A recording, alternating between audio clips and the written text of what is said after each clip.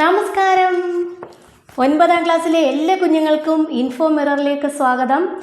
നമ്മൾ നോക്കിക്കൊണ്ടിരിക്കുന്നത് നിങ്ങളുടെ English chapters ആണ്. വെയിറ്റിംഗ് ഫോർ റെയിൻ എന്നുള്ള ചാപ്റ്ററിൻ്റെ ആക്ടിവിറ്റീസ് ആണ് നമ്മൾ നോക്കിക്കൊണ്ടിരിക്കുന്നത്.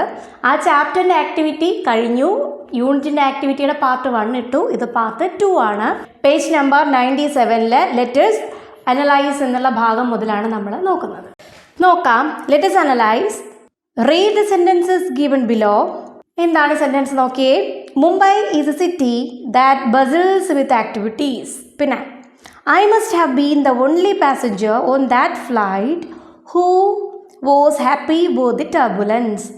അടുത്തത് ഇല്ല, ഇത് രണ്ടെണ്ണേ ഉള്ളൂ മക്കളെ. നോക്കിയേ, ഇതിൽ രണ്ട് ഇറ്റാലിക്സിൽ 2 വേർഡ്സ് ഉണ്ട് ഓരോ സെൻറ്റൻസിലും. ആദ്യത്തതിൽ ദാറ്റ്, രണ്ടാമത്തതിൽ ഹൂ. നമുക്കറിയാം ഇത് ഏത് കാറ്റഗറിയിലാണ് വരുന്നതെന്ന് നമ്മൾ കുഞ്ഞു ക്ലാസ് തൊട്ട് പഠിക്കുന്നുണ്ട്, നമുക്കറിയാം. Can you split the above sentences in 2 clauses. ഇത് ക്ലോസ് ആണല്ലേ, ഇഫ് ക്ലോസ്, അങ്ങനെ കുറേ ക്ലോസ് നമ്മൾ പഠിച്ചിട്ടുണ്ട്. മെയിൻ ക്ലോസ്, സബോർഡിനേറ്റ് ക്ലോസ് എന്നൊക്കെ നമ്മൾ പഠിച്ചില്ലേ. ഇവിടെ നിങ്ങളോട് ചോദിച്ചിരിക്കുന്ന ഈ തന്നിരിക്കുന്ന 2 സെൻറ്റൻസ് ഏത് സെൻറ്റൻസ് ആണ്? Mumbai is a city that bustles with activities. അതുപോലെ I must have been the only passenger on that flight who was happy with turbulence. ഈ 2 സെൻറ്റൻസിലുമുള്ള കോമൺ ഫാക്ടർ എന്താണ്? ഓരോ സെൻറ്റൻസും Mumbai is a city that bustles with activities ഇതെടുത്താൽ ഇതിലും ഒരു main ക്ലോസും ഉണ്ട്, പിന്നെ എന്തുകൊണ്ട് സബോർഡിനേറ്റ് ക്ലോസും ഉണ്ട്. താഴത്തെ I must have been the only passenger on that flight who was happy with turbulence ഇവിടെയും ഒരു മെയിൻ ക്ലോസ് ഉണ്ട്, ഒരു സബോർഡിനേറ്റ് ക്ലോസ് ഉണ്ട്. നിങ്ങളോട് ചോദിക്കുന്നത് ഇത് തന്നെയാണ്, ഇങ്ങനെ നിങ്ങൾക്ക് 2 ആക്കാമോ? Here is one way of doing it. ഒരെണ്ണം എന്താ തന്നിട്ടുണ്ട്. ഒന്നാമത്തെ സെൻറ്റൻസ് തന്നു, മുംബൈ ഈസ് എ സിറ്റി. അത് മെയിൻ ക്ലോസ്. അതെങ്ങനെ നമുക്ക് മനസ്സിലാക്കാം? ഒരു കൃത്യമായിട്ട് ഒരർത്ഥമുള്ളതും ഒറ്റയ്ക്ക് നിൽക്കാൻ പറ്റുന്നതുമായിട്ടുള്ളതിനെയാണ് നമ്മൾ എന്തെന്ന് പറയുന്നത്? Main clause. അതിനകത്ത് എന്ത് കാണും? സബ്ജക്റ്റും വെർബും ഒക്കെ കാണും. അല്ലാതെ ആയതുകൊണ്ട് എന്ന് പറഞ്ഞ് നിർത്താൻ പറ്റുമോ? നമുക്ക് ഇല്ല.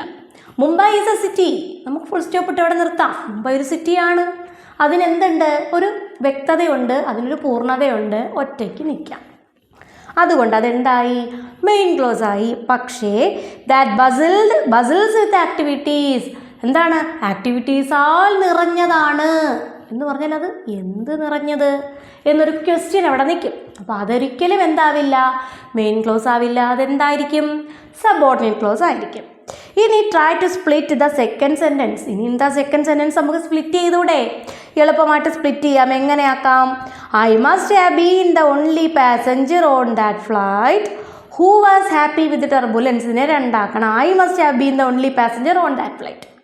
Okay, who was happy with turbulence അത് 2. അങ്ങനെ നമുക്ക് 2 സെൻറ്റൻസ് ആക്കാം. ഒരെണ്ണം മെയിൻ ക്ലോസ്, ഒരെണ്ണം സബോർഡിനേറ്റ് ക്ലോസ്. അപ്പോൾ ചോദ്യം എന്താണ്? ഈ ദാറ്റും അതുപോലെ തന്നെ എന്തും ഹൂവും അത് പ്രോനൗൺ ആണോ എന്നാണ് ചോദ്യം. അത് പ്രോനൗൺ ആണോ? അല്ല. എങ്ങനെയാണ് പ്രോനൗൺ ആവുന്നത്? നൗണിന് പകരം നിൽക്കുന്നത്, നാമത്തിന് പകരം നിൽക്കുന്നത്, സബ്ജക്റ്റിന് പകരം നിൽക്കുന്നത്, അതാണ് എന്ത്?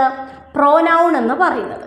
നമ്മൾക്ക് ഒരു സബ്ജക്റ്റിന് പകരം നിൽക്കുന്നതിനെ മാത്രമേ, ഇപ്പം he, I, we, you, he, she, it, they ഇങ്ങനെയൊക്കെ പറയുന്നതിനെയാണ് നമ്മൾ എന്തെന്ന് പറയുന്നത്? പ്രോനൗൺ എന്ന് പറയുന്നത്. ഇതിനെ നമുക്ക് എന്ത് പേരിട്ട് വിളിക്കാം? ഇതും ഒരു പ്രോനൗൺ ആണ്, പക്ഷേ ഇത് റിലേറ്റീവ് പ്രോനൗൺ, ഇത് വേറെയാണ്. എന്ന് പറഞ്ഞാൽ നമ്മൾ എന്തോ ഒന്നിനെ പറ്റി പറഞ്ഞു, അതിനെ ഒന്ന് സൂചിപ്പിക്കാൻ, അതിനെ ഒന്ന് ഇൻഡിക്കേറ്റ് ചെയ്യാൻ വേണ്ടി നമ്മൾ യൂസ് ചെയ്യുന്നത്. അതിനെപ്പറ്റി എന്തോ കൂടെ നമുക്ക് പറയാനുണ്ട്. ഓൾറെഡി നമ്മൾ പറഞ്ഞു മുംബൈ ഒരു സിറ്റിയാണ്. ഇനി ആ മുംബൈയെ പറ്റി നമുക്ക് വേറെ എന്തോ കൂടെ പറയാനുണ്ട്. അവിടെ നമ്മൾ ആഡ് ചെയ്ത വേർഡാണ് ദാറ്റ്. അങ്ങനെ നമ്മൾ പറഞ്ഞ ഒരു സംഭവത്തെ ഒന്നുകൂടി മോഡിഫൈ ചെയ്ത് പറയാൻ വേറെന്തോ കൂടി പറയുന്നു. അങ്ങനെ തമ്മിൽ കണക്ട് ചെയ്യാൻ വേണ്ടി യൂസ് ചെയ്ത വേർഡാണ് ദാറ്റ്. അത്തരത്തിലുള്ള വേർഡ്സിനെയാണ് നമ്മൾ എന്തെന്ന് വിളിക്കുന്നത്? റിലേറ്റീവ് പ്രൊനൗൺസ് എന്ന് വിളിക്കുന്നത്. മനസ്സിലായി? ഇപ്പോൾ ഡീറ്റെയിൽഡ് ക്ലാസ്സൊന്നും നമുക്ക് പഠിക്കാൻ പറ്റത്തില്ല. ഇത് തന്നെ നിങ്ങൾ കാണത്തില്ല, നോട്ട്സ് എഴുതിയെടുക്കും, നിങ്ങളങ്ങ് പോകും. Okay, what is the function of these words in the above sentence?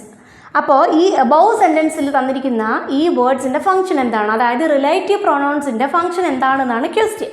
അതിനേതാ ഇവിടെ ആദ്യമേ തൊട്ട് താഴെ നോക്കിക്കേ, ഒരു ബോക്സിൽ which, that, who, whom, whose എന്നൊക്കെ തന്നിട്ടില്ലേ. ഇതെല്ലാം റിലേറ്റീവ് പ്രൊനൗൺസ് ആണ്. ഇനി look at the second sentence once again. ഇതിൻ്റെ ആൻസറിലോട്ട് നമ്മൾ പോവാണ് ഇതുകൂടെ നോക്കിയിട്ട്. I must have been the only passenger on that flight who was happy with the turbulence. ഈ സെൻറ്റൻസ് നിങ്ങൾ ഒന്നും കൂടി നോക്കാനാണ് പറഞ്ഞത്. ഇനി ഇതിലൂടെ നിങ്ങൾക്ക് എന്ത് പറഞ്ഞു തരുന്നുണ്ട്, എന്താണ് റിലേറ്റീവ് പ്രൊനൗൺ. ഇവിടെ ഹൂ എന്ന് പറയുന്നത് is A relative pronoun in the above sentence. ഏത് സെൻറ്റൻസാ? ഇപ്പം വായിച്ച സെൻറ്റൻസിൽ ഹൂ എന്ന് പറയുന്നത് എന്താണ്, റിലേറ്റീവ് പ്രൊനൗൺ ആണ്. ബിക്കോസ് എന്തുകൊണ്ടാണ് അതിനെ റിലേറ്റീവ് പ്രൊനൗൺ എന്ന് വിളിക്കുന്നത്? It introduces A relative close. അത് എന്ത് ഇൻട്രൊഡ്യൂസ് ചെയ്യുന്നു നിങ്ങളുടെ മുമ്പിൽ? ഒരു റിലേറ്റീവ് ക്ലോസ് എന്ന് വെച്ചാൽ എന്താണ്, ഇതുമായിട്ട് റിലേഷനുള്ള വേറെ എന്തോ ഒരു ഭാഗം കൂടി നിങ്ങൾക്ക് ഇൻട്രൊഡ്യൂസ് ചെയ്ത് തരികയാണ്. ആര്? ഈ റിലേറ്റീവ് പ്രൊനൗൺ. ഇതിവിടെ വന്നതുകൊണ്ടാണ് നമുക്ക് എന്തെങ്കിലും കൂടെ അതിൻ്റെ കൂടെ കണക്ട് ചെയ്യാനായിട്ട് പറ്റുന്നത്, അതുമായിട്ട് ബന്ധപ്പെട്ടത്. It provides information about the pronoun I in the main close. I എന്ന് പറഞ്ഞില്ലേ, ഐ എന്ന് പറഞ്ഞ സബ്ജക്റ്റ്, അതിനെ പറ്റിയിട്ട് എന്തോ ഒന്നുകൂടി ആഡ് ചെയ്യാൻ വേണ്ടി നമ്മൾ എന്ത് റിലേറ്റ് ചെയ്ത് നമുക്ക് എന്തെടുക്കേണ്ടി വന്നു? റിലേറ്റീവ് പ്രൊനൗൺ യൂസ് ചെയ്യേണ്ടി വന്നു. അതാണ് ഇവിടെ ഉള്ള പ്രത്യേകത. ഇതുണ്ടെങ്കിൽ മാത്രമേ നമുക്ക് എന്ത് ചെയ്യാൻ പറ്റത്തുള്ളൂ, ആ സെൻറ്റൻസിൽ തന്നെ വേറൊരു സെൻറ്റൻസ് വേണമെങ്കിൽ നമുക്ക് ഫുൾ സ്റ്റോപ്പ് ഇട്ടിട്ട് ചേർത്ത് എഴുതാം. അതല്ല, ഒറ്റ സെൻറ്റൻസിൽ തന്നെ ഒരു സബോർഡിനേറ്റ് ക്ലോസ് കൊടുത്തുകൊണ്ട് അതിൻ്റെ കൂടെ തന്നെ നമുക്ക് അതിനെപ്പറ്റി പറഞ്ഞു പോകാനായിട്ട് സാധിച്ചു. അതിനാണ് നമ്മൾ എന്ത് യൂസ് ചെയ്തത്? റിലേറ്റീവ് പ്രൊനൗൺ ഇവിടെ യൂസ് ചെയ്തത്. മനസ്സിലായോ നിങ്ങൾക്ക്? ഡീറ്റെയിൽഡ് ക്ലാസ് വേണമെങ്കിൽ ജസ്റ്റ് ഒന്ന് കമൻറ്റ് ചെയ്താൽ മതി, ഞാനത് അപ്ലോഡ് ചെയ്യാം. Okay. Relative close is A subordinate close കേട്ടോ. റിലേറ്റീവ് പ്രൊനൗൺ അല്ല, റിലേറ്റീവ് ക്ലോസ്. സബോർഡിനേറ്റ് ക്ലോസ് എന്ന് പറഞ്ഞില്ലേ നമ്മൾ? റിലേറ്റീവ് പ്രൊനൗൺ ചേർന്ന് വരുന്ന ആ ഭാഗത്തെയാണ് നമ്മൾ എന്തെന്ന് വിളിക്കുന്നത്? റിലേറ്റീവ് ക്ലോസ് എന്ന് വിളിക്കുന്നത്. അതൊരു സബോർഡിനേറ്റ് ക്ലോസ് തന്നെയാണ്. എന്ന് വെച്ചാൽ എന്താണ്? മെയിൻ ക്ലോസിന് താഴെ നിൽക്കുന്ന സബോർഡിനേറ്റ് ക്ലോസ്. ഒറ്റയ്ക്ക് നിൽക്കാൻ പറ്റുമോ? അതിന് ഇല്ല. മെയിൻ ക്ലോസിനോട് ഒട്ടിച്ചേർന്ന് നിൽക്കാനേ പറ്റുള്ളൂ. Which specifies or provides information about a person or thing mentioned in the main clause. Main ക്ലോസിൽ പറഞ്ഞ പേഴ്സൺ അല്ലെങ്കിൽ തിങ്, അതിനെ പറ്റിയിട്ട് എന്തോ ഒരു ഇൻഫർമേഷൻ പറയാൻ വേണ്ടിയാണ് നമ്മൾ എന്ത് യൂസ് ചെയ്തത്? റിലേറ്റീവ് ക്ലോസ് യൂസ് ചെയ്തത്. ഇത്രയേ ഉള്ളൂ സംഭവം. ഇനി read the sentences given below. I have a friend who speaks 4 languages. That is the house in which I grew up. I noticed the lady who had been explaining family politics to the man. ഈ സെൻറ്റൻസിലെല്ലാം ദാ ഇറ്റാലിക്സിലുണ്ട്. Who, which, who. ഇതെല്ലാം relative pronouns ആണ്. ഒരെണ്ണം നോക്കിയാൽ മതി. I have a friend. എനിക്കൊരു ഫ്രണ്ട് ഉണ്ട്. ഒറ്റയ്ക്ക് നിൽക്കാവുന്ന sentence. It is a main clause. Who speaks 4 languages. എൻ്റെ ആ ഫ്രണ്ട് എന്ത് സംസാരിക്കുന്നുണ്ട്? 4 ലാംഗ്വേജസ്. അപ്പോൾ അതെന്താണ്? ഹൂ സ്പീക്സ് വന്നത് റിലേറ്റീവ് ക്ലോസ്. നമുക്ക് എങ്ങനെയും പറയാം, സബോർഡിനേറ്റ് ക്ലോസ്. ഓക്കെ, ബാക്കി അതുപോലെ ചെയ്യാമല്ലോ. ഇനി do the relative clauses in the above sentences give essential information or only additional information about the nouns they discuss. എന്താണ് നമ്മളിവിടെ പറഞ്ഞ റിലേറ്റീവ് ക്ലോസ്? എസെൻഷ്യൽ ആയിട്ടുള്ള ഇൻഫർമേഷൻ നിങ്ങൾക്ക് തരുന്നുണ്ടോ, അതോ അഡീഷണൽ ഇൻഫർമേഷൻ മാത്രമാണോ പറയുന്നത് എന്ന് നിങ്ങളൊന്ന് ഡിസ്കസ് ചെയ്യാൻ. അല്ലേ, നമ്മൾക്ക് ഒരു മെയിൻ ക്ലോസിൽ പറയുന്ന ഒന്നിനെ പറ്റിയിട്ട് ചിലപ്പോൾ പറയുന്നത് ഇമ്പോർട്ടൻ്റ് ആയിട്ടുള്ള കാര്യമായിരിക്കും, ചിലപ്പോൾ പറയുന്നത് അത്ര ഇമ്പോർട്ടൻ്റ് അല്ലാത്ത കാര്യമായിരിക്കും. ഇതിലേത് വേണമെങ്കിലും ഈ റിലേറ്റീവ് പ്രൊനൗൺ എന്ത് ചെയ്യാം? കൂട്ടിച്ചേർക്കാം, മെയിൻ ക്ലോസിനോട് കൂട്ടിച്ചേർക്കാം. ഇതിലേതും ആകാം. We use defining relative clauses to give essential information. കണ്ടോ, ഏതുമാകാം എന്ന് പറഞ്ഞു. അപ്പോൾ ഏതും യൂസ് ചെയ്യുന്ന രീതിയുണ്ട്, അതും വ്യത്യാസമാണ്. കണ്ടോ, ഡിഫൈനിങ് റിലേറ്റീവ് ക്ലോസ് എന്ന് പറയുന്നത് എസെൻഷ്യൽ ആയിട്ടുള്ള സാധനങ്ങൾ കൊണ്ടുവന്ന് കൂട്ടിച്ചേർക്കുന്നതാണ് എന്ത്? Defining relative close. അപ്പോൾ എസെൻഷ്യൽ അല്ലാത്തതിനെ കൂട്ടിച്ചേർക്കുന്നതിനെ നമ്മൾ എന്തെന്ന് പറയും? Non defining relative close. ഇത് രണ്ടും ഇവിടെ തന്നിട്ടുണ്ട്. അപ്പോൾ ഒന്നും കൂടി, ഡിഫൈനിങ് റിലേറ്റീവ് ക്ലോസ് എന്ന് വെച്ചാൽ എസെൻഷ്യൽ ഇൻഫർമേഷൻ ആഡ് ചെയ്യുന്നു about someone or something in order to point out who or what is being referred to. അതായത് ഇപ്പം നമ്മൾ ഒരാളെ പറ്റി പറയുന്നു, അയാൾ എന്ത് പൊസിഷനിൽ ഇരിക്കുകയാണ് എന്നുള്ള കാര്യം വളരെ എസെൻഷ്യൽ ആയിട്ടുള്ള കാര്യമാണ്. അത് നമ്മൾ ആഡ് ചെയ്യുമ്പോൾ അത് പറയാൻ വേണ്ടി യൂസ് ചെയ്യുന്ന റിലേറ്റീവ് പ്രൊനൗൺ യൂസ് ചെയ്യുമ്പോൾ അതെന്താവും? ഡിഫൈനിങ് റിലേറ്റീവ് ക്ലോസ് ആകും. അതുപോലെ തന്നെ ഒരു അത്ര എസെൻഷ്യൽ അല്ലാത്ത കാര്യം പറയുമ്പോൾ അത് നോൺ ഡിഫൈനിങ് റിലേറ്റീവ് ക്ലോസ് ആകും. ഇനി പ്രത്യേകത എന്ന് പറഞ്ഞാൽ ഡിഫൈനിങ് റിലേറ്റീവ് ക്ലോസ് യൂസ് ചെയ്യുന്നത് എങ്ങനെയാണെന്ന് അറിയാമോ? Usually comes immediately after the noun it describes. നമ്മൾ ഒരു സബ്ജക്റ്റ് ഇപ്പോൾ ഞാൻ എന്തെങ്കിലും ഒരു പൊസിഷനിൽ എത്തി, അപ്പം എന്നെ പറ്റി പറയുകയാണ്.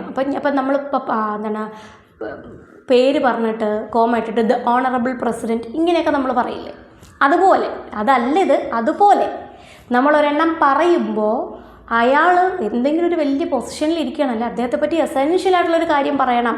അല്ലെങ്കിൽ ഒരു മോശപ്പെട്ട കാര്യം ആയിക്കോട്ടെ, നല്ല കാര്യം മാത്രമല്ല, എന്തെങ്കിലും ഒരു ക്രൂരമായിട്ടുള്ളൊരു കൃത്യം ചെയ്ത ഒരാളായിക്കോട്ടെ, അയാളെ പറ്റി പറയുമ്പോഴും അയാളുടെ പേര് അല്ലെങ്കിൽ ഹി എന്ന് പറഞ്ഞാൽ തൊട്ട് പിറകിൽ തന്നെ നമ്മൾ എന്ത് യൂസ് ചെയ്യണം? ഈ റിലേറ്റീവ് ക്ലോസ് യൂസ് ചെയ്യണം. എങ്കിൽ മാത്രമേ അത് എന്താവുള്ളൂ? ഡിഫൈനിങ് എന്നുള്ള ആ ഒരു സെക്ഷനിൽ വരൂ. മറ്റേ നോൺ ഡിഫൈനിങ് ആണെങ്കിലോ മൊത്തം പറഞ്ഞ് തീർന്നിട്ട് വേണമെങ്കിൽ പറയാം. അതാണ് നോൺ ഡിഫൈനിങ് കേട്ടോ. അതാണ് ഇവിടെ വ്യത്യാസം. നോക്കിക്കോ, എക്സാമ്പിൾ ഉണ്ട്. ഡിഫൈനിങ്ങിൻ്റെ എക്സാമ്പിൾ അരുൺ കണ്ടോ, ഒരാളുടെ പേര്. ഹൂ ഈസ് റിട്ടയർഡ് നൗ, അതാണ് ഇവിടെ നമ്മൾ ഇമ്പോർട്ടൻ്റ് ആയിട്ട് പറയേണ്ടത്. ഇപ്പോൾ റിട്ടയർ ആവുന്ന ഈ Arun spends a lot of time with his grandchildren. ഒരുപാട് സമയം ഗ്രാൻഡ് ചിൽഡ്രനോട് അദ്ദേഹം എന്ത് ചെയ്യുന്നു? സ്പെൻഡ് ചെയ്യുന്നു. The award was given to Sara. The award who എന്ന് പറയാൻ പറ്റുമോ? അവാർഡ് ആർക്കാ കൊടുക്കുന്നത്? സാറയ്ക്കാണ്. അപ്പോൾ സാറയ്ക്കാണ് അവിടെ importance. Who is the subject there? Sara. അപ്പോൾ സാറ അതാരാണ്? Whose short story impress the judges. സാറയുടെ ഷോർട്ട് സ്റ്റോറി അവരെ ഇംപ്രസ് ചെയ്തു, കൂടെ പറയണം. അങ്ങനെ peculiar silence crept among the passengers. ഇവിടെ അതാണ് സബ്ജക്റ്റ്. അപ്പോൾ സബ്ജക്റ്റ് കണ്ടുപിടിക്കുക എന്നുള്ളത് ആദ്യമേ ചെയ്യണം. Most of whom were young men. ഇതെത്രയും അതിന് ഉദാഹരണമാണ്. ഇനി നോൺ ഡിഫൈനിങ്ങിന് ഉദാഹരണം വേണോ? നമ്മൾ നേരത്തെ പറഞ്ഞതൊക്കെ നോൺ ഡിഫൈനിങ് ആണ്. അത്രയേ ഉള്ളൂ മക്കളെ. ഇനി എ പാർട്ട് നോക്കൂ. Read the passage on internet etiquette given below. ഈ എറ്റിക് എന്ന് പറഞ്ഞാൽ എന്താണ്? എറ്റിക്വിറ്റി എന്നൊന്നുമല്ല, എറ്റിക്കാണ്. എന്താ സംഭവം? മര്യാദ അല്ലെങ്കിൽ പെരുമാറ്റ രീതി. എവിടുത്തെ? ഇൻ്റർനെറ്റിൽ പെരുമാറാൻ ചില രീതികളുണ്ട്, അതിനെപ്പറ്റി ഇതാ തന്നിട്ടുണ്ട്. Internet etiquette or the guidelines for courteous online behaviour is crucial in our digital age. അറിയാമല്ലോ, ഒരുപാട് സൈബർ പ്രോബ്ലംസ് നമുക്കൊക്കെ ഉണ്ടാവാറുണ്ട് അല്ലേ? അപ്പോൾ അവിടെ നമ്മൾക്ക് യൂട്യൂബിൽ പോലും ഒരുപാട് യൂട്യൂബിലൊക്കെ ഒരു വീഡിയോ ഇടണമെങ്കിൽ ഒരുപാട് ഗൈഡ് ലൈൻസ് ഉണ്ട്. ഒരു കമൻറ്റ് ഇടണമെങ്കിലുണ്ട്, ഒരു ലൈക്ക് ഇടണമെങ്കിൽ എല്ലാത്തിനും ഗൈഡ് ലൈൻസ് ഉണ്ട്. ഇവിടെ ആ ഒരു ഗൈഡ് ലൈൻസ് അല്ലെങ്കിൽ മര്യാദകൾ എന്ത് ചെയ്യണം? വളരെ ക്രൂഷ്യലാണ്. എന്തിന്? Digital age. ഇതൊരു ഡിജിറ്റൽ ഏജ് അല്ലേ നമ്മളിപ്പോൾ ജീവിക്കുന്നത്? അതെ, അവിടെ ഇതൊക്കെ നമ്മൾ അറിഞ്ഞിരിക്കണം. The rules that govern online conduct. The rules that govern online conduct, which include being respectful and considerate, should be followed by all internet users. ഇനി ഈ റൂൾസ് ഉണ്ടല്ലോ, നൽകിയിരിക്കുന്ന റൂൾസ്, ഇതൊക്കെ എന്താണ്? ഒരു മര്യാദകളാണ്. ഇതൊക്കെ നമ്മൾ എന്ത് ചെയ്യണം? നമ്മൾ റെസ്പെക്റ്റ്ഫുൾ ആയിരിക്കാനും മറ്റുള്ളവരെ നമ്മൾ റെസ്പെക്റ്റ് ചെയ്യാനും ഒക്കെ ആയിട്ട് എല്ലാ ഇൻ്റർനെറ്റ് യൂസേഴ്സും അറിഞ്ഞിരിക്കേണ്ട കാര്യങ്ങളാണ്. ഞാൻ ജസ്റ്റ് ഒന്ന് പറഞ്ഞു പോകുന്നേ ഉള്ളൂ, അർത്ഥം അത്ര ഡീറ്റെയിൽ ആയിട്ട് പറയുന്നില്ല കേട്ടോ. People whose intentions may not always be clear online should be mindful of their words to avoid unintentional offense. എന്താണ്? നമ്മൾ ഇൻ്റർനെറ്റിലോട്ട് കിടക്കുന്നു. എല്ലാവരുടെയും ഇൻറ്റൻഷൻസ് നമ്മൾ അറിഞ്ഞിട്ടായിരിക്കില്ല. നമ്മൾക്ക് ചിലപ്പം പ്രത്യേക ഇൻറ്റൻഷൻസ് ഉണ്ടാകും, ചിലപ്പോൾ ഉണ്ടാകണം എന്നില്ല. പല രീതിയിലാണ് ഇൻ്റർനെറ്റ് നമ്മൾ യൂസ് ചെയ്യുന്നവരുടെ രീതികൾ അല്ലേ? അപ്പോൾ നമ്മൾ എന്ത് ചെയ്യണം? പക്ഷേ നമ്മൾ യൂസ് ചെയ്യുമ്പോൾ നമ്മൾ എന്ത് ചെയ്യണം? മാക്സിമം കെയർഫുൾ ആയിരിക്കണം. ഇല്ലെങ്കിൽ എന്താണ്? അപ്രതീക്ഷിതമായിട്ടുള്ള ഒഫൻസ് ഒക്കെ ഉണ്ടാകും. Therefore, it is vital to think twice before posting comments or sending messages. കണ്ടോ, ഇമ്പോർട്ടൻ്റ് ആയിട്ടുള്ളൊരു കാര്യം. നിങ്ങളൊരു മെസ്സേജ് അയക്കുമ്പോൾ ഇല്ലെന്നുണ്ടെങ്കിൽ കമൻസ് അയക്കുമ്പോൾ നിങ്ങൾ എന്ത് ചെയ്യണം? അങ്ങേയറ്റം 2 പ്രാവശ്യം ചിന്തിക്കണം. For those who are new to online interactions it is essential to learn and practise the right netiquette. അപ്പം നെറ്റിക് എന്ന് പറഞ്ഞാൽ എന്താണ്? എറ്റിക്കിൻ്റെ ഒരു ഇൻ്റർനെറ്റ് വേർഷൻ. നമ്മൾ ഇൻ്റർനെറ്റ് വഴി ഉള്ള മര്യാദ, അതിനാണ് നെറ്റിക്. ഇൻ്റർനെറ്റ് വഴിയുള്ള മര്യാദകളാണ് നെറ്റിക്. അപ്പോൾ നമ്മൾ എന്ത് ചെയ്യണം? ഇൻ്റർനെറ്റ് ഇൻ്ററാക്ഷൻസിൽ, ഓൺലൈൻ ഇൻ്ററാക്ഷൻസിൽ ന്യൂ ആയിട്ടുള്ള ആൾക്കാർ എന്താണ്? ഈ മര്യാദകൾ നെറ്റ് യൂസ് ചെയ്യുമ്പോൾ നമ്മൾ അറിഞ്ഞിരിക്കേണ്ട ചില മര്യാദകളൊക്കെ ഒന്ന് പഠിച്ചു വെക്കുന്നത് നല്ലതാണ്. In discussions and debates where difference of opinion is common, ഇപ്പോൾ ഡിസ്കഷൻസ് ആയാലും ഡിബേറ്റ്സ് ആയാലും ഡിഫറൻസ് ഒപ്പീനിയൻസ് ഉണ്ടാകും. It is important to engage in them respectfully and courteously. നമ്മൾക്ക് ഓപ്പോസിറ്റായിട്ട് നിന്ന് സംസാരിക്കുന്ന ആൾക്കാരുടെ അടുത്താണെങ്കിൽ പോലും നമ്മൾ എന്ത് ചെയ്യണം? റെസ്പെക്റ്റ്ഫുൾ ആയിട്ട്, അതുപോലെ തന്നെ കൺസ്ട്രക്റ്റീവ്ലി, ക്രിയാത്മകമായിട്ട് സംസാരിക്കാൻ നമ്മൾ പരിശീലിക്കണം. കൺസ്ട്രക്റ്റീവ് ക്രിറ്റിസിസം, ക്രിയാത്മകമായിട്ടുള്ള വിമർശനം. നമുക്കൊരാളെ പല രീതിയിൽ വിമർശിക്കാം, എടുത്തടിച്ച് സംസാരിക്കാം. അവരെ വേണം ഈ മോശമായിട്ട് ആൾക്കാരുടെ മുമ്പിൽ ഇങ്ങനെ അവരെ അങ്ങ് ഏറ്റവും തറപറ്റിച്ച് സംസാരിക്കാം. പക്ഷേ വാക്കുകൾ മര്യാദയായിട്ട് മനസ്സിലാകുന്ന രീതിയിൽ നമുക്ക് പറയാൻ പറ്റും, അല്ലേ? അങ്ങനെയാണ് ഇവിടെ പറയുന്നത്. അപ്പം അതിലാവുന്നതാണ് ക്രിയാത്മകമായിട്ടുള്ള വിമർശനം എന്ന് പറയുന്നത്. ക്രിറ്റിസിസം നല്ലതാണ്.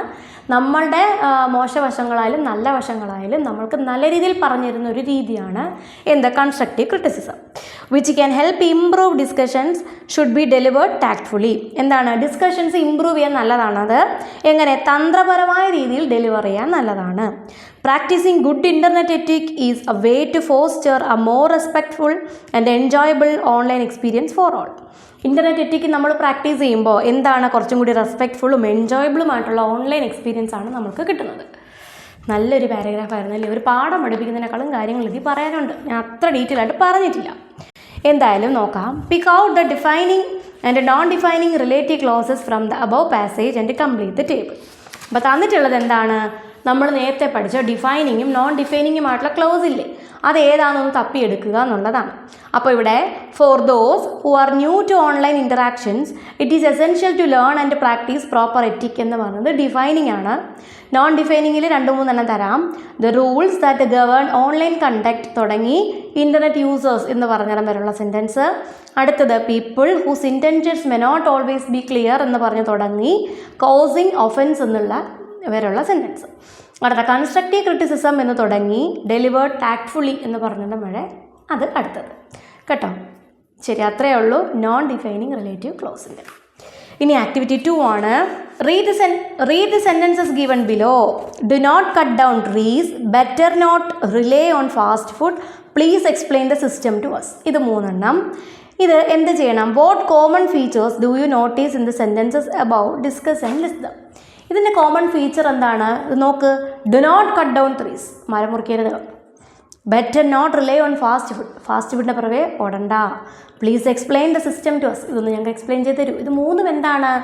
റിക്വസ്റ്റ്, പിന്നെ വാർണിംഗ്, സജഷൻ. ഇതൊക്കെ എന്താ വരുന്നത്? ഇമ്പറേറ്റീവ് സെൻറ്റൻസ് ആണ്. ഇതെല്ലാം ഇമ്പറേറ്റീവ് സെൻറ്റൻസ് ആണ്. 3 ഫീച്ചർ എഴുതാൻ പറയുമ്പോൾ ഏതെങ്കിലും 3 ഇമ്പറേറ്റീവ് സെൻറ്റൻസിൻ്റെ 3 ഫീച്ചർ തന്നെ നമുക്ക് അവിടെ എഴുതിയാൽ മതി. എന്തൊക്കെയാണ് നമ്മൾ ഇപ്പം സജഷനും വാർണിംഗ്, റിക്വസ്റ്റ്, ഓർഡർ അങ്ങനെയൊക്കെ പറഞ്ഞു വരുന്നത് എല്ലാം എന്താണ്? ഇമ്പറേറ്റീവ് സെൻറ്റൻസ് ആണ്. ഇമ്പറേറ്റീവ് സെൻറ്റൻസ് മിക്കവാറും സബ്ജക്റ്റോട് കൂടിയൊന്നും ആയിരിക്കത്തില്ല ആരംഭിക്കുന്നത്. സബ്ജക്റ്റ് എന്താണ്? യു എന്നുള്ള ഹിഡൻ സബ്ജക്റ്റാണ് അവിടെ വരുന്നത്. ഇങ്ങനെയുള്ള കുറേ കാര്യങ്ങൾ നമുക്കറിയാം. അതിൽ 3 പോയിൻറ്റ്സ് എഴുതുക. 3 ഞാൻ തന്നിട്ടുണ്ട്. ഇനി ഇതാ നോക്കിയേ. Match the sentences in column A with their functions in column B. Functions വെച്ചിട്ട് എഴുതുക. Invitation, warning, request, orders, instructions, advice അല്ലെങ്കിൽ ഡിറക്ഷൻ, ഇതിലേതാണ് എന്നുള്ളതാണ്. അത് വായിക്കുമ്പോൾ തന്നെ നമുക്ക് മനസ്സിലാവും. Don't litter here, you will be fined. എന്തായിരിക്കും? ഉറപ്പായിട്ടും വാർണിംഗ് ആണ്. Please do not lean out of the window. എന്താണ്? റിക്വസ്റ്റ്. പ്ലീസ് കാണുമ്പോൾ തന്നെ അറിയാം. Do get yourself vaccinated, അതൊരു അഡ്വൈസ് ആണ്. Mind the gap between the train and the platform, instruction. Come in, invitation. Clear the road immediately, order. Okay, അടുത്തത് B ആണ്. A few situations are pictured below. Write imperative sentences matching each situation. ഇതിനകത്തുള്ള imperative sentence ഈ തന്നിരിക്കുന്നത് കണ്ടോ? അതാ ഒരു കുട്ടി നായയും കൊണ്ട് നടക്കുന്നു, എതിരെ ഒരാൾ നടന്നു വരുന്നു. ഇവർക്ക് എന്ത് രീതിയിലും ഇമ്പറേറ്റീവ് സെൻറ്റൻസ്, ഒന്നുകിൽ നമുക്ക് അയ്യോ നായയുടെ ആ കയറ് ഇറുക്ക പിടിച്ചോണേ എന്ന് അങ്ങോട്ട് പറയാം, അല്ലെങ്കിൽ എന്താണ് നിങ്ങൾ ഇങ്ങനെയാണോ ഇപ്പോഴാണോ എന്നൊക്കെ വേണമെങ്കിൽ നമുക്ക് ചോദിക്കാം. അതൊക്കെ ചോദിക്കുന്ന ആളുടെ ഇഷ്ടം. നമുക്കെന്തായാലും മര്യാദയായിട്ട് ചോദിക്കാം. Please handle the strap carefully. ആ സ്ട്രാപ്പ് ഒന്ന് നല്ല കെയർഫുള്ളായിട്ട് ഹാൻഡിൽ ചെയ്യണേ എന്ന് പറയാം. പിന്നെ അടുത്ത എന്താണ് കണ്ടോ? ഡൈനിങ് ടേബിളിലുള്ള മര്യാദ. Could you please bring me the menu card. Menu card കൊണ്ടുവരാമോ എന്ന് ചോദിക്കാം. വെള്ളവും കൊണ്ട് വന്നപ്പോഴാണ് നിങ്ങൾ കരുതിയാൽ മതി കേട്ടോ, അല്ല ഫുഡുമായിട്ട് വന്നതല്ല അത് എന്ന് വിചാരിക്കുക. അടുത്തത് take your text books and turn to the first page, അധ്യാപകർ പറയുന്നത്. പിന്നെ you had better rest well and take your medicines in time. അതെന്താണ്? നമുക്കൊരു അഡ്വൈസ്. അത്രയേ ഉള്ളൂ. ഇനി അടുത്തത് read the conversations below. Conversation given below. തന്നിരിക്കുന്ന കോൺവെർസേഷൻ വായിക്കുക.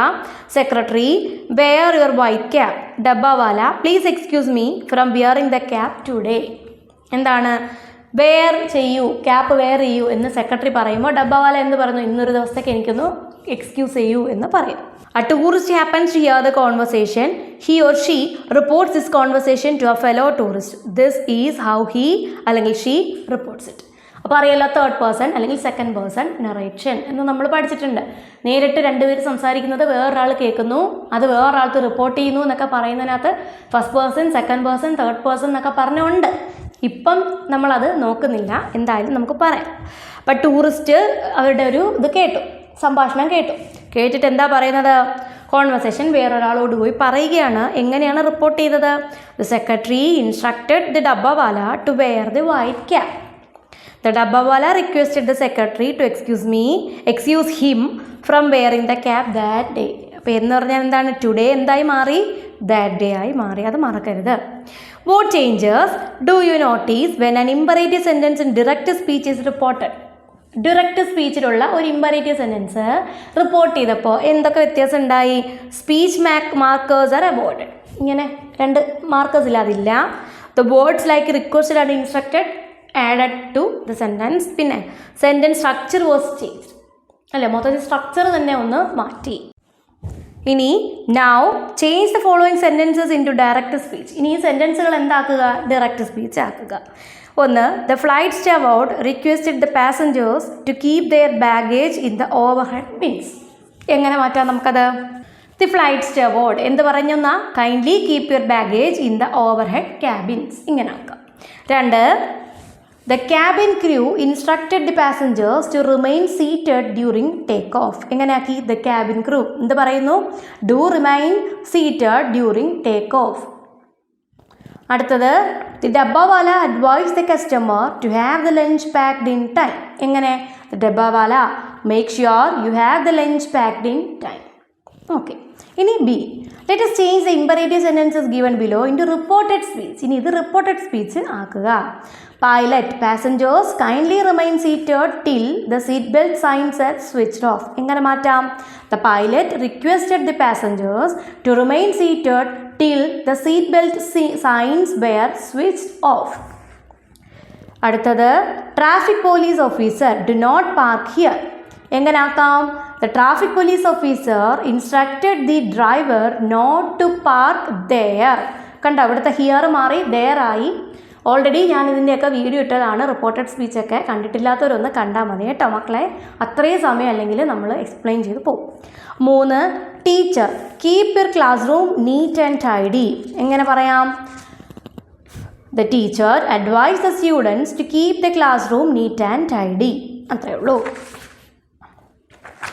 ഇനി ആക്ടിവിറ്റി 3. ഞാൻ നല്ല സ്പീഡിൽ പോവാം അല്ലേ, വീഡിയോ അല്ലെങ്കിൽ തന്നെ ലെങ്തി ആയിരിക്കും. Read the sentence from the saga of the tiffin carriers.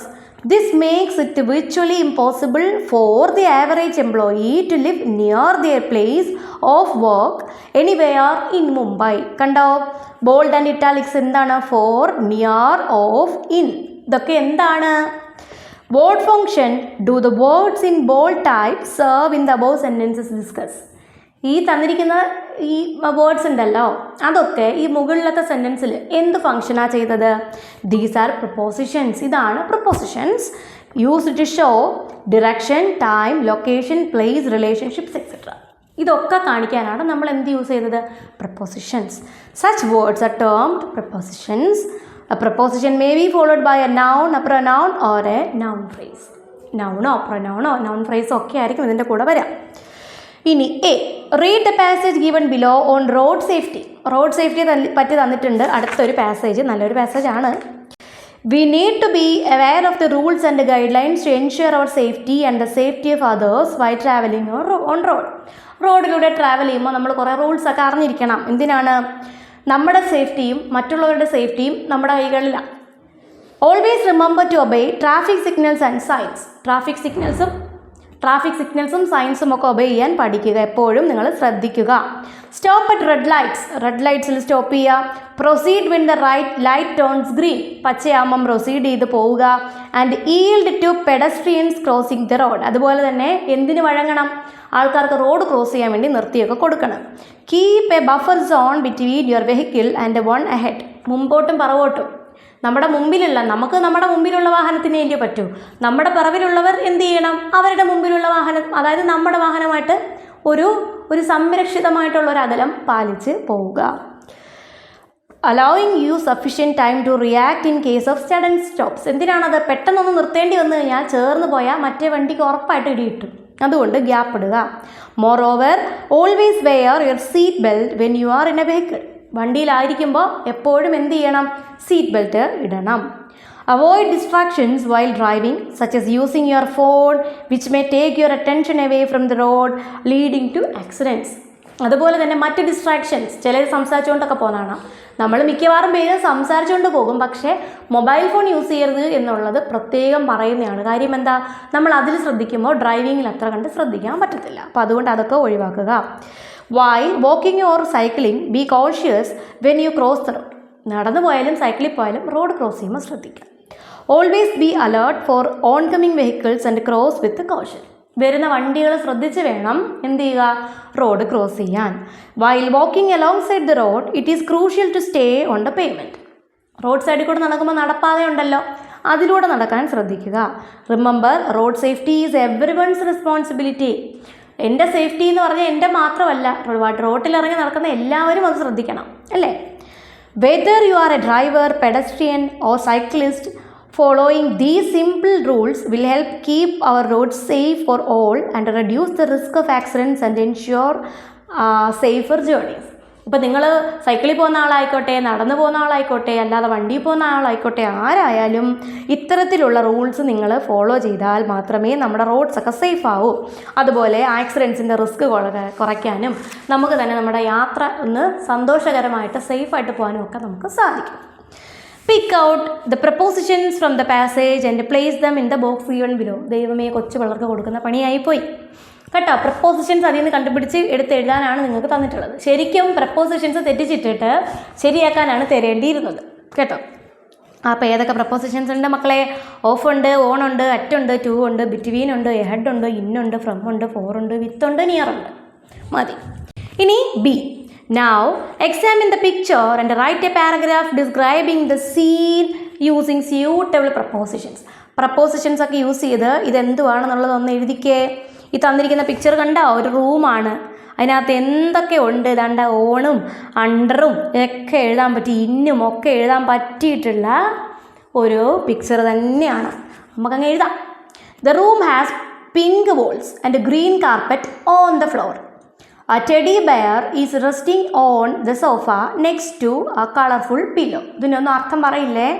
എളുപ്പമാണ്, സിമ്പിൾ സെൻറ്റൻസിൽ ഇട്ടേക്കുന്നത് കേട്ടോ. അതുകൊണ്ടാണ് പ്രപ്പോസിഷൻസ് മാത്രം ഹൈലൈറ്റ് ചെയ്ത് പറയാം. There is a wardrobe against the wall and the clothes are neatly arranged inside it. On the shelf above the wardrobe, there is a mirror and a timepiece. A green lamp is placed next to the sofa. A clock is fixed to the wall. Near the window, there is a desk and a green chair is beside it. On the desk, there is a computer and some stationery items. A bag is under the desk. The window has an open curtain and there is a view of trees outside. Above the desk, some pictures of animals hang on the wall. In the corner of the room, there is a small bookshelf filled with books and toys. Some footwear is under the sofa. Overall, the room looks tidy and inviting. അത്രയേ ഉള്ളൂ. ഇനി activity 4. The passage given below has some errors. Let us edit on the errors. നേരത്തെ ഞാൻ പറഞ്ഞ പണിയാണ് ഈ പണി. The flight nosed on to, എന്താണ് തെറ്റിച്ച് തന്നിരിക്കുന്ന പ്രപ്പോസിഷൻസ് ഒന്ന് തിരുത്തി എഴുതുക. പ്രപ്പോസിഷൻസ് മാത്രമാണോ എന്നുള്ളത് നോക്കാം. പ്രപ്പോസിഷൻസ് മാത്രമല്ല. The flight nosed into a cloud and we rocked off the turbulence outside. A peculiar silence crept between the passengers. അതൊക്കെ തെറ്റാണ്, അതാണ് ഞാനത് സ്ട്രെസ് ചെയ്ത് പറയുന്നത്. Most of whom were young men from northern India seek the myriad hues of green pastures of Kerala, which it seems everything was in abundance but a labor force and rain. The plane rocked some more and somewhere with me a child wailed in fright. An elderly couple alongside, who have been chatting incessantly, was finally quiet. ഇത് ആ ചാപ്റ്ററിലുള്ള അതേ പാരഗ്രാഫാണ്. നോക്കി അങ്ങ് എഴുതിയാൽ മതി അല്ലയോ? നമുക്ക് നോക്കി എഴുതാം. The flight nosed into a cloud and we rocked with the turbulence outside. With ആണ്. A peculiar silence crept among the passengers ആണ്. Most of whom were young men from northern India seeking the myriad hues of green pastures of Kerala, where it seemed everything was in abundance but a labor force and rain. The place rocked some more, and somewhere behind me a child wailed in fright. An elderly couple alongside, who had been chatting incessantly, was finally quiet. മക്കളെ ഇത്രയേ ഉള്ളൂ. ഇത്രയും മതി. Balance അടുത്ത video ആയിട്ട് ചെയ്യാം. കാര്യം അത് വേറൊരു കാറ്റഗറിയാണ്. ഇതിത്രയും നമ്മുടെ ഗ്രാമർ കാറ്റഗറിയിൽ പെടുന്നതുകൊണ്ടാണ് ഇത് ഇത്രയും കൂടെ ഒറ്റ വീഡിയോ ആയിട്ട് ഇട്ടത്. ഇനിയും ഉണ്ട് കേട്ടോ, നല്ല പണിയാണ്. ഇനി അത്രയും കൂടെ ആകുമ്പോഴത്തേക്കും ഈ പണി ഏകദേശം തീരും. ഇതിൻ്റെ കൂടെ തന്നെ ഞാൻ അടുത്ത ചാപ്റ്ററും കൂടെ ചിലപ്പോൾ ഇടും. ഇത് കഴിഞ്ഞാൽ ചിലപ്പോൾ അടുത്ത ചാപ്റ്റർ ഇടാനായിരുന്നു സാധ്യത. ചിലപ്പം ആക്ടിവിറ്റി ആയിരിക്കും. അത് പ്രിപ്പയർ ചെയ്യേണ്ട സമയം വേണം. അപ്പോൾ ഇത്രയേ ഉള്ളൂ മക്കളെ. ഇത്രയും ഉണ്ട് മക്കളെ എന്ന് വേണം പറയാൻ കേട്ടോ. നല്ല പണിയായിട്ടുണ്ട്. അപ്പോൾ ഇതിൽ നിന്നൊക്കെ എക്സാമിന് ക്വസ്റ്റ്യൻസ് വരും കേട്ടോ. നന്നായിട്ട് പഠിക്കുക, മിടുക്കരായിട്ടിരിക്കുക. All the best.